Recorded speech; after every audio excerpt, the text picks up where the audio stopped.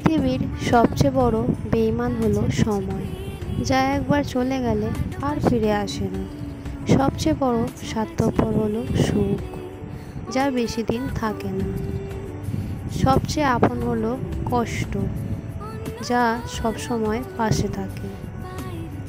সত্যি কথা বলতে কি, ভালো লাগাটা প্রেম, আর ভুলতে না পারাটা ভালোবাসা।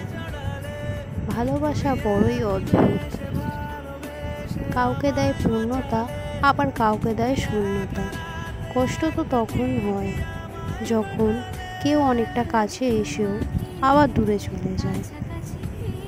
নিজের ফ্যামিলির দিকে তাকিয়ে নিজের সব ইচ্ছেগুলোকে বিসর্জন দেওয়ার নামই হলো ছেলে।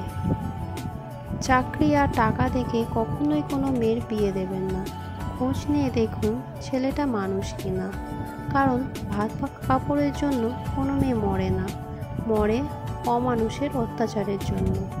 হাজারো অপমানের পরও যদি কেউ বলে সে আপনাকে খুব ভালোবাসে, তাহলে বিশ্বাস করুন, তার ভালোবাসাটা হলো একদম পবিত্র। কিছু কষ্ট এমন হয় চুপচাপ সহ্য করা ছাড়া কোনো উপায় থাকে না, আর চাইলেও কাউকে বলা যায় না। আমি তাকেই চাই যে আমাকে বুঝবে, একটু চোখের আড়াল হলে পাগলের মতো খুঁজবে। হাসি জিনিসটা সত্যি খুব অদ্ভুত। হাজার দুঃখ লুকানোর জন্য একটা মিষ্টি হাসি যথেষ্ট। মানুষ মানুষকে না দেখেও জীবনের চেয়ে বেশি ভালো কেন বাঁচতে পারে জানো? কারণ ভালোবাসা সৃষ্টি হয় মন থেকে, চোখ থেকে নয়। জীবনের সেই মানুষটাকে ছেড়ো না যে রাগ করার পরেও তোমার কাছে ফিরে আসে। কাউকে ভালোবাসলে তার অতীত জানতে যেও না, পারলে ভালোবাসা দিয়ে তার অতীতটাকে ভুলিয়ে দিও।